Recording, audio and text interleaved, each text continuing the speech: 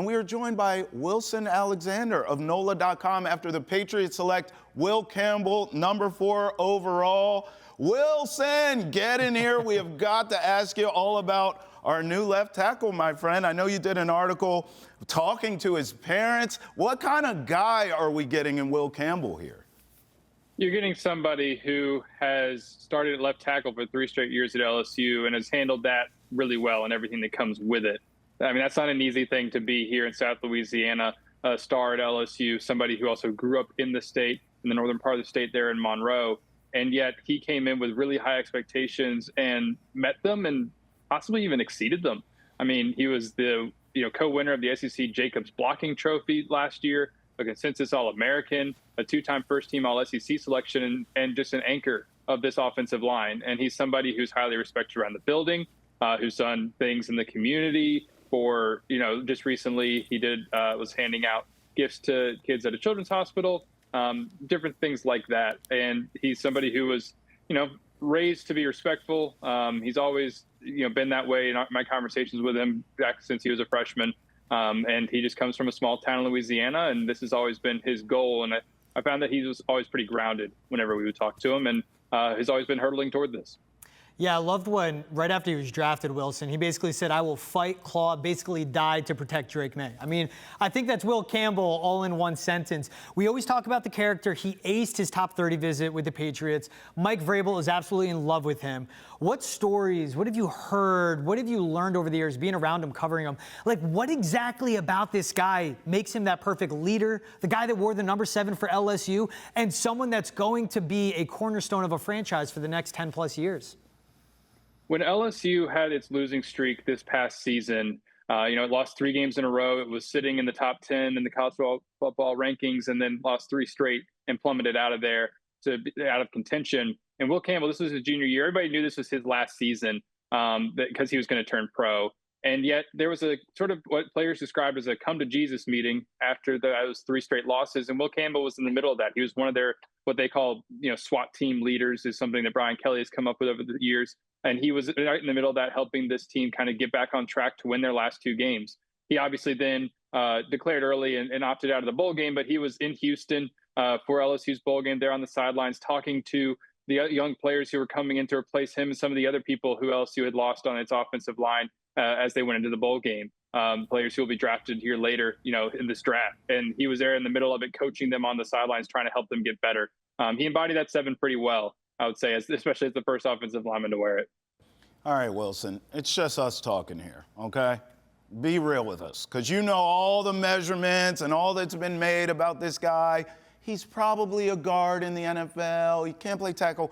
Is this guy going to be the tackle for the Patriots? Like, really break this down for us. Now, because I'm looking at this as they took him at #4 overall. I would prefer a Joe Alt type of player. However, even if he moves to guard, it's still a win-win because he's going to be on your offensive line for a long time. But specifically tackle, can this guy do it, Wilson? I'll say this. He had the same arm length concerns coming into LSU, as though it's not as much of a big deal at the college level as it is at the pro level, and it was never a problem. Okay. I mean, I know that would make him an outlier, but he went up against a lot of really talented edge rushers playing at LSU. Kyle Kennard, they had some battles. Jared Verse, they went up against each other in the first game of the season last year, in 2023. And, Will got, battled with them just fine. There was some sacks here and there, but it was such a few number over the course of his career that it was never a problem. I mean, he was the anchor of that offensive line. And there were so many talented edge rushers in the SEC that he went up against. I think he told it up himself, actually. He said he went up against like 13 or 14 guys who were drafted pretty high in the NFL draft or something like that during his career. And he never had much of an issue then. And so it's hard to see why he wouldn't be able to compensate for it now. I mean, obviously, everything changes in the NFL in a lot of ways, but I think that he will find a way with his athleticism, his hands, to be able to play just fine at left tackle if that's where the Patriots want to keep him, but he would probably be highly productive at guard as well. Wilson, I like you also point out, like, you've covered Will Campbell since he got to campus. He came in with Brian Kelly's first recruiting class, and that was a somewhat tumultuous start to his tenure at LSU. How important of a role did he play in getting Brian Kelly off the ground as LSU head coach? Because he's going to do the same thing. Mike Vrabel is now getting off the ground as a Patriots head coach. The first thing that Brian Kelly did after he got the job was fly to Monroe and make sure that they kept Will Campbell's commitment amid the coaching change. That's how important he was, because Louisiana has not produced high-level offensive linemen like Will Campbell over the years. It's known for its skill players, in particular, those wide receivers and DBs. And yet here was a guy, a top 50 recruit coming out of high school in your state, and LSU has always known that it needed to go get him. And he wanted to play for LSU. I mean, he grew up wearing LSU gear. That was always his dream school. But you still, understand it's kind of a business, and in a coaching change, how's that going to look like? Well, Brian Kelly went up there with one of LSU's recruiting directors and with offensive line coach Brad Davis. They made sure that he was still on board. He signed, and then 2 weeks into spring practice as a freshman, as an early enrollee freshman, he had the job at left tackle, and it was his for the next 3 years.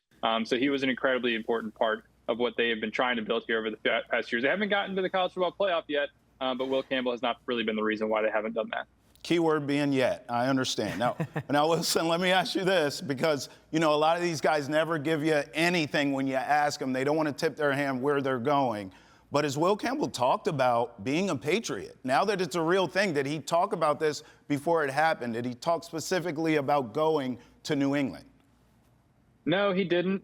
When we would get the chance to speak with him, I guess there was a few times there, pro day and, once recently in Baton Rouge when he made an appearance, but he never really talked about going to the Patriots in particular, no. Not that I heard anyway. All right, fair enough. He's here now. Wilson, we appreciate you, and we appreciate all of you rolling with us here on Foxboro Rush.